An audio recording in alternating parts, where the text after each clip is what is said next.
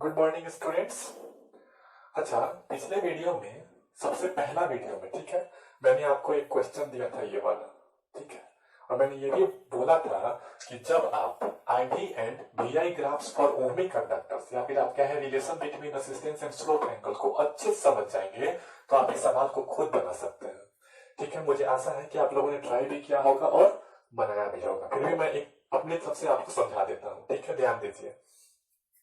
अच्छा, अब हम लोगों ने इस सवाल में क्या है कि student carries out an experiment and plots the VI graph of 3 samples of nichrome wire with resistances R1, R2 and R3 respectively as shown in figure, ठीक है। Which of the following is true, ठीक है।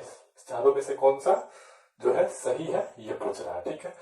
ठीक है, तो एक student होता है ना, वो नाइक्रोम वायर का 3 सैंपल लेता है जिसका रेसिस्टेंस जो है R1, R2 एंड R3 है, ठीक है। तो हम जानते हैं वीआई केस हो या फिर आईवी केस हो, दोनों ही केस में जो ग्राफ मिलता है वो स्ट्रेट लाइन मिलता है और वो ओरिजिन से होके जाता है, ठीक है। तो इसमें 3 नाइक्रोम वायर का जो सैंपल है, तीनों का जो रेजिस्टेंस R1, R2, R3 है, उसके लिए एक ग्राफ यहाँ पे खींचा गया है और बोल रहा है कि भाई चारों में से कौन ट्रू है, आप जो है देखिए, आप इसमें टिक लगाना है ना, चूज करना है कौन सही है। तो हम लोग देखते हैं, तो इसके लिए हम लोग प्रीवियस जो हम लोग नॉलेज जो मैंने आपको सिखाया है पिछली क्लास में, उस चीज को हम लोग एक बार यहाँ पे देखते हैं, प्रीवियस नॉलेज को, ठीक है। हम लोगों ने क्या सीखा, तो हम लोगों ने वीआई केस और आईवी केस दोनों को ड्राइव किया था और दोनों में हम लोगों को कुछ चीजें हैं जो हम लोग को ऑब्जर्वेशन देखने को मिला था, उस चीज को हम लोग लिख सकते हैं। तो 2 ही केस होता है, मान लीजिए एक हम बोल सकते हैं आईवी है और एक क्या है आपका वीआई है।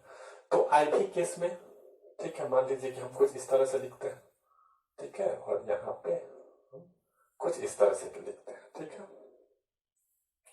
कुछ इस तरह से हो गया है ना। ऐसे हम लोग इसको लाइन ड्रॉ कर लेते हैं, ठीक है। तो एक बार ध्यान देंगे, हम यहाँ पे थीटा लिखते हैं और एक बार हम लोग यहाँ पे रेसिस्टेंस लिखते हैं, फिर यहाँ पे भी थीटा और यहाँ रेसिस्टेंस, ठीक है, फिर थीटा फिर रेसिस्टेंस, फिर थीटा और फिर क्या हो जाएगा यहाँ पे रेसिस्टेंस, ठीक है। तो आईवी के केस में क्या होता है कि जैसे जैसे हम थीटा को इंक्रीज करेंगे रेसिस्टेंस भी क्या हो जाएगा आपका इंक्रीज हो जाएगा, है ना। और थीटा को डिक्रीज करेंगे तो रेसिस्टेंस भी क्या हो जाएगा डिक्रीज कर जाएगा। ठीक वीआई केस में इसका ठीक अपोजिट होगा, जैसे जैसे हम थीटा को इंक्रीज करेंगे रेसिस्टेंस डिक्रीज होगा और थीटा को डिक्रीज करेंगे रेसिस्टेंस आपका इंक्रीज होगा। बस इसी फार्मूला को यहाँ फिट कर देना है, ठीक है। प्रॉब्लम कितने तरह से आ सकते हैं, है ना, आईवी एंड वीआई ग्राफ्स पे कितने तरह से आ सकते हैं, मैं सारे चीज को आज यहाँ पे बताऊंगा, इसलिए ध्यान से आपको सीखना है, ठीक है। अब देखिए, समझिए ध्यान से, तो यहाँ पे ये फिगर दिया हुआ है। अच्छा, कभी कभी तो क्वेश्चन ऐसे दे देते हैं कि उसमें ये एक्स एक्सिस और वाई एक्सिस लिखा हुआ ही नहीं रहेगा, ये बात ध्यान रखिए, जनरली ये नहीं लिखा रहेगा। तो आप तो जानते ही हैं कि भाई ये आपका एक्स एक्सिस है और ये क्या है वाई एक्सिस है, नहीं भी लिखा रहेगा फिर भी आपको ये पकड़ लेना है। तो क्वेश्चन कितने तरीके से पूछे जाते हैं, आप ध्यान से देख लीजिए, ठीक है। तो कभी कभी दोनों नहीं लिखा रहता, फिर भी उससे कोई दिक्कत नहीं है, आपको अच्छी तरीके से पता है, आप पढ़ते आ रहे हैं, है ना, जूनियर क्लासेस से ही, कि भाई ये एक्स एक्सिस होता है और ये क्या होता है वाई एक्सिस होता है। तो नहीं भी दिया रहेगा तो आप पकड़ लेंगे। अब देखिए ये वीआई ग्राफ है, ठीक है। अच्छा, कभी कभी तो ऐसे क्वेश्चन पूछ देते हैं कि यहाँ पे एक्स एक्सिस पे भी प्लॉट कर दिए हुए हैं और वाई एक्सिस पे करंट प्लॉट कर दिए हुए हैं, ठीक है, और यहाँ पे प्रिंट में आईवी लिख दिए हैं, प्रिंटिंग यहाँ पे आईवी कर दिए हैं। तो आपको इसको नहीं देखना है, ग्राफ को देखना है कि ग्राफ में अगर एक्स एक्सिस पे वोल्टेज प्लॉट है और वाई एक्सिस पे करंट प्लॉट है, तो भले ही यहाँ पे आईवी लिखा है लेकिन ये वीआई ग्राफ होगा। इस बात को आपको समझना जरूरी है, कभी कभी कुछ क्वेश्चंस में ऐसे दे देते हैं, क्योंकि वीआई ग्राफ हो या आईवी ग्राफ हो, दोनों में ही दोनों का जो ग्राफ मिलता है वो स्ट्रेट लाइन ही मिलता है, ओरिजिन से ही होके मिलता है। तो हम लोग कभी भी फिगर को पहले चेक कर लेते हैं कि फिगर में वोल्टेज कहाँ दिया हुआ, अगर वोल्टेज एक्स पे है करंट वाई पे है तो वीआई है, अगर करंट एक्स पे है वोल्टेज वाई पे है तो आईवी है, ऐसे चेक करते हैं, इससे मतलब नहीं है, ठीक है। तो यहाँ पे तो कह से दिया है पी आई, इसको देख लीजिए ध्यान से। अब सबसे पहले ये देखिए कि ये हमारा जो है एक्स एक्सिस पे वोल्टेज है और वाई एक्सिस पे करंट है। मतलब क्या है, मतलब यहाँ पे ये जो है वी आई ग्राफ है, मतलब ये वाला केस है। अगर हम इसको केस नंबर 1 मान लें, है ना, और इसको केस नंबर 2 मान लें, तो ये क्वेश्चन जो है, ध्यान दीजिए, ये क्वेश्चन जो आपका है वो क्या है, केस नंबर क्या है, 2 है। क्वेश्चन के अनुसार केस नंबर क्या हो जाएगा, 2 वी एक्स, ठीक है ना, आई वाई यानी वी आई ग्राफ। तो वी आई ग्राफ में क्या होगा, थीटा को इंक्रीज करेंगे तो रेजिस्टेंस क्या होगा, डिक्रीज होगा। तो देखिए इसमें कहीं भी एंगल नहीं दिया गया, ठीक है, 30 degree, 45 degree, 60 degree, basically angle जो है दिए क्लास 10th क्लास में बेसिकली एंगल देकर क्वेश्चन नहीं पूछ जाते हैं। अगर पूछेगा फिर भी आपको सिखा दिया गया ये कैसे बनाना है, ठीक है। तो ठीक है, बेसिकली आप ध्यान से देखिएगा, तो वी आई किसमें इस थीटा को इंक्रीज करेंगे तो रेजिस्टेंस क्या होगा, डिक्रीज होगा। तो भले ही यहाँ पे एंगल नहीं दिया होगा, लेकिन हमको अच्छे तरीके से पता है कि R1 R2 R3 में सबसे ज्यादा एंगल जो बना रहा है वो कौन बना रहा है, R1 बना रहा है, ठीक है। उसके बाद ठीक है, R2 का एंगल है ना R1 से छोटा है और R3 से बड़ा है ना, और R3 का एंगल क्या है, सबसे छोटा है।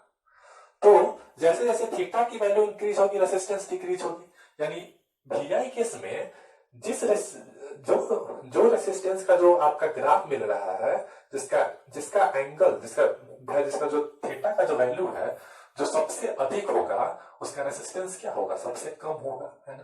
तो R1 का एंगल क्या है, सबसे अधिक है, मतलब इसका रेजिस्टेंस क्या होगा, सबसे कम होगा। R2 क्या है, ठीक है, R2 R1 से छोटा है लेकिन R3 से बड़ा है ना। तो क्या हो जाएगा, तो इसमें हम लिख सकते हैं कुछ ऐसा कि R1 is less than R2, है ना, है ना। और R2 इज क्या लिख सकते हैं, लेस देन R3, है ना, यानी R1 इज लेस देन, है ना, R1 छोटा है R2 से, फिर R2 क्या छोटा है R3 से, ऐसा हम लिख सकते हैं। इसी को हम क्या लिख सकते हैं, इसी को हम ऐसे भी लिख सकते हैं कि R3 is greater than R2 और R2 is greater than R1, ऐसे भी लिख सकते हैं। तो हमेशा वी आई केस में एक चीज याद रखेंगे कि जैसे जैसे हम एंगल बढ़ाएंगे, थीटा बढ़ाएंगे, रेजिस्टेंस घटेगा। तो आप आसानी से पकड़ सकते हैं कि भाई इसमें कौन सा आंसर होगा। अब देखिए इसमें ये वाला दिया हुआ है, ये भी दे सकता था, ठीक है, तो ये वाला दिया है ना, तो ये वाला दिया तो क्या कर सकते हैं, इसको ऐसे सी पे टिक लगा सकते हैं। यहां तक क्लियर है।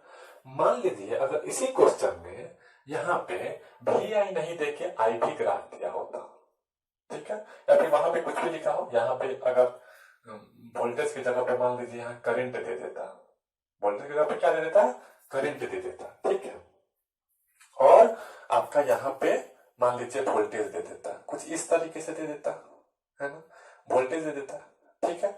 ये आपका क्या हो जाएगा, आपका मान लीजिए कुछ इस तरीके से हो गया और ये आपका कुछ इस तरीके से हो गया, ठीक है।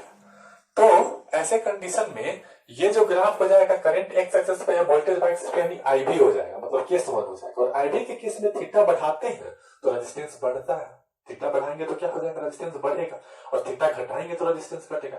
तो ऐसे कंडीशन में अगर हम मान लीजिए क्वेश्चन कुछ ऐसा होता, तो ऐसे कंडीशन में क्या होता, आंसर इसका चेंज कर जाता, मतलब जिसका एंगल सबसे ज्यादा होगा उसका रेजिस्टेंस भी सबसे अधिक होगा, यानी R1 का एंगल क्या है, सबसे अधिक है, थीटा का वैल्यू सबसे अधिक है, तो R1 क्या हो जाएगा, बड़ा हो जाएगा R2 से, और R2 क्या हो जाएगा, बड़ा हो जाएगा R3 से, ऐसे भी लिख सकते हैं। या फिर आप इसको ऐसे भी लिख सकते हैं, R3 is less than R2, R2 is less than R1, ऐसे भी लिख सकते हैं। तो इसके अनुसार क्या हो जाएगा, बी है, अगर करंट एक्स पे है, वोल्टेज अगर वाई पे है, तब इसका आंसर सी नहीं होके क्या हो जाएगा, बी हो जाएगा। तो आपको ये देखना है, पकड़ना है कि कौन आई भी केस है और कौन बी आई केस है। जरूरी नहीं है कि यहाँ पे एंगल दिया ही हो, ये जरूरी नहीं है, इस बात को ध्यान देना बहुत जरूरी है, ठीक है। तो क्वेश्चन कितने तरह से पूछ जा रहे हैं, मैं सभी चीज को आपको बताते जा रहा हूँ, ठीक है। अच्छा, कभी कभी एक क्वेश्चन कुछ ऐसा भी होता है, ठीक है, ध्यान से देखिएगा वो कैसा होता है। मान लीजिए कभी कभी टेम्परेचर से रिलेटेड क्वेश्चन आ जाते हैं, रेजिस्टेंस, ठीक है। तो वो कैसा क्वेश्चन होते हैं, ध्यान से देखिएगा। सपोज कीजिए कि आपके पास कुछ ऐसा क्वेश्चन पूछ देता, मान लीजिए कुछ ऐसे क्वेश्चन आपके पास पूछ दिए, वो कैसा है ध्यान दीजिए। सपोज कीजिए कभी कभी क्वेश्चन कुछ इस तरीके से दे देता है, ठीक है। मान लीजिए यहाँ पे इसको लिख देगा T2 और इसको लिख देगा T1, ये टेम्परेचर दे देता है, ठीक है। और यहाँ पे मान लीजिए लिख दिया है वोल्टेज, क्या लिख दिया है आपका वोल्टेज, है ना। और यहाँ पे मान लीजिए लिख दिया है क्या चीज, करंट, है ना। तो ये जो केस है, ठीक है, यहाँ पे अब आपको अच्छी तरीके से पता है कि भाई एक्स एक्सिस है और ये क्या है, वाई एक्सिस है। मैं बार बार कह रहा हूं, कभी कभी क्वेश्चन में एक्स एक्सिस वाई एक्सिस नहीं देते हैं, तो ये आपको खुद भी करना है, इस बात को ध्यान देना है, ठीक है। तो अब एक चीज आपको हमेशा याद रखना है कि रेसिस्टेंस जो होता है वो डायरेक्टली प्रोपोर्शनल होता है आपके टेम्परेचर के, ठीक है, ऐसे आप कह सकते हैं, है ना। तो जैसे जैसे आप रेसिस्टेंस की वैल्यू को इंक्रीज करेंगे, है ना, टेम्परेचर बढ़ेगा, ठीक है। और रेसिस्टेंस की वैल्यू को डिक्रीज करेंगे तो टेम्परेचर क्या होगा, घटेगा। इस बात को आपको याद रखना है। रेसिस्टेंस जो है वो क्या है, डायरेक्टली प्रोपोर्शनल है टेम्परेचर के, ठीक है, आपको ये बात हमेशा याद रखना है। तो अब जैसे ही मान लीजिए टेम्परेचर से रिलेटेड क्वेश्चन पूछते हैं, तो इसको आप रफली आप कुछ इस तरीके से देख सकते हैं, ठीक है। आप इस जो T1 T2 लिखा है, इस T1 की जगह पे R1 लिख लीजिए और T2 की जगह पे क्या लिख लीजिए, R2, ठीक है। अब यहाँ पे आपका वोल्टेज एक्स एक्सिस पे दिया है, करंट कहाँ दिया है, वाई एक्सिस पे दिया है ना, करंट आपका कहाँ दिया है, वाई एक्सिस पे दिया, यानी VI ग्राफ है। तो VI ग्राफ में क्या होता है, VI ग्राफ में होता है कि भाई थीटा को हम बढ़ाते हैं तो रेजिस्टेंस आपका घटता है ना, तो और आपका थीटा को घटाएंगे तो रेजिस्टेंस क्या हो जाएगा, बढ़ेगा। अगर ऐसा केस आपको दिया है, अब मान लीजिए इसमें ऑप्शन दे दिया है कुछ इस तरीके से, ठीक है, ऑप्शन दे दिया है कि भाई T2, पहला नंबर ऑप्शन है कि T2 जो है वो ग्रेटर देन है T1 के, है ना। दूसरा नंबर ऑप्शन दे दिया है, ठीक है, कि T1 is greater than T2, कुछ इस तरह से मान लीजिए ऑप्शन दे दिया है, ठीक है। तीसरा नंबर ऑप्शन दे दिया है कि आपका T1 है ना बराबर है T2 के, और चौथा नंबर दे दिया है मान लीजिए कुछ नन ऑफ दिस कुछ कर दिया, ठीक है, इनमें से कोई नहीं, मान लीजिए नन ऑफ दिस कुछ ऐसा कर दिया। तो आपको कैसे चूज करना है। अब देखिए ये VI केस है, तो हमने ये पढ़ा कि रेजिस्टेंस जो है वो डायरेक्टली प्रोपोर्शनल है टेम्परेचर की। जब रेजिस्टेंस बढ़ता है, ठीक है, कि सर्किट में रेजिस्टेंस की वैल्यू को बढ़ाएंगे तो सर्किट में टेम्परेचर क्या हो जाएगा, इंक्रीज कर जाएगा, और रेजिस्टेंस की वैल्यू को घटाएंगे तो टेम्परेचर में क्या हो जाएगा, घटेगा। तो इस बात को ध्यान रखना है।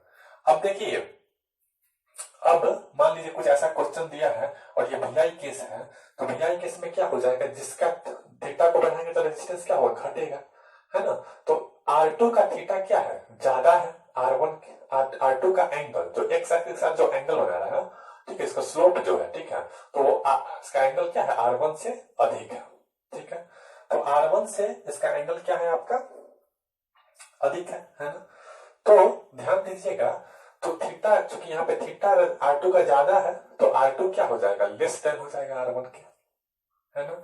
या फिर R2 क्या हो जाएगा, छोटा हो जाएगा, या फिर आप कह सकते हैं कि R1 is greater than R2, ऐसा आप कह सकते हैं कि R1 क्या हो जाएगा, वो बड़ा हो जाएगा R2 से, क्योंकि इस केस में इसका थीटा क्या है, देखना एंगल इसका क्या है, एंगल कम है। जैसे जैसे एंगल बढ़ाइएगा रेजिस्टेंस घटेगा, एंगल कम होगा तो रेजिस्टेंस का बढ़ेगा।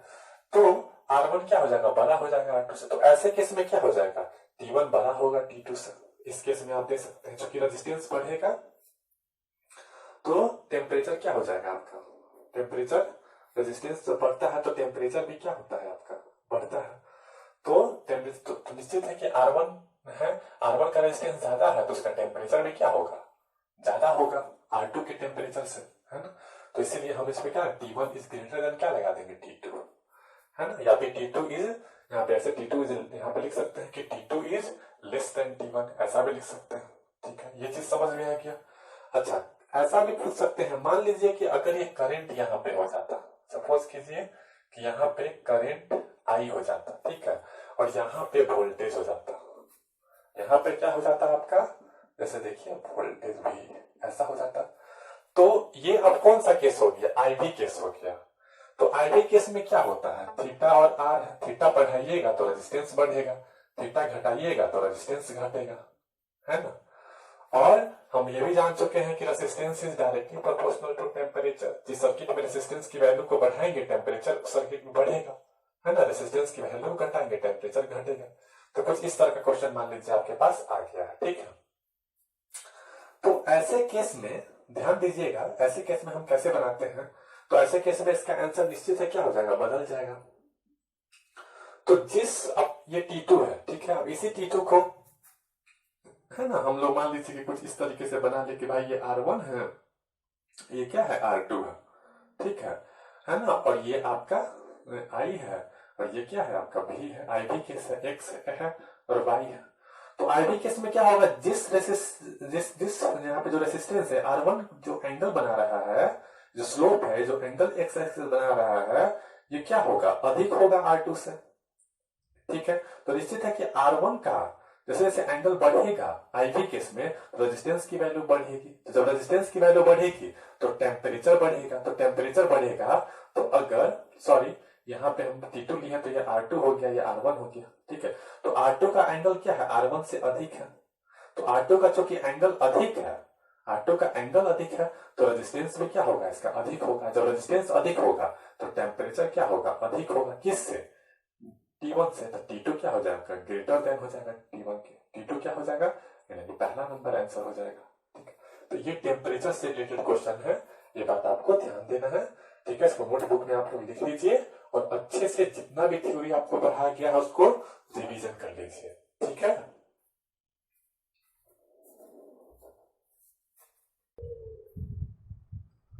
अब देखिए एक टॉपिक है, उस टॉपिक का नाम क्या है, ohmic and non ohmic conductor. ये भी काफी इंपॉर्टेंट चीज है जो इसी ग्राफ से रिलेटेड है। मैं बता देता हूं कि ohmic and non ohmic conductor, इस पे भी क्वेश्चन पूछे जाते हैं। कैसे पूछ जाएंगे मैं ये भी बताऊंगा, ठीक है। देखिए ध्यान से। तो सबसे पहले आप इसका डेफिनेशन को डिफाइन कर लेंगे, ठीक है। तो यहां से डिफाइन कर देता हूं। देखिए द ग्राफ बिटवीन, अच्छा डेफिनेशन लिखने से पहले आप ये देख लीजिए, ओहमिक कंडक्टर, ठीक है। ये क्या है, the graph between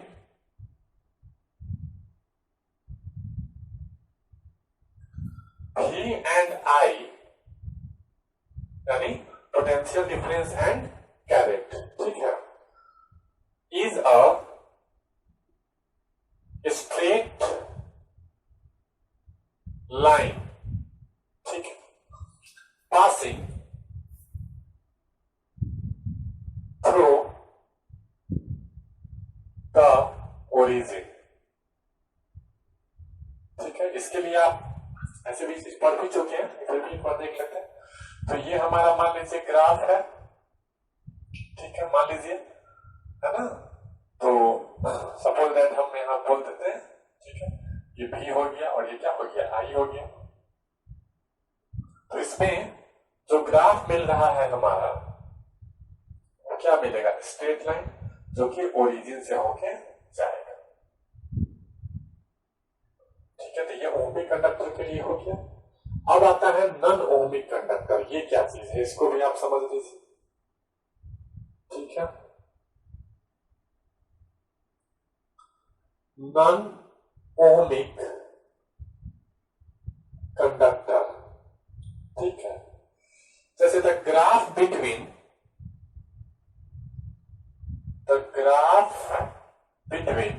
V and I for such conductors, है ना, is a curve, ठीक है।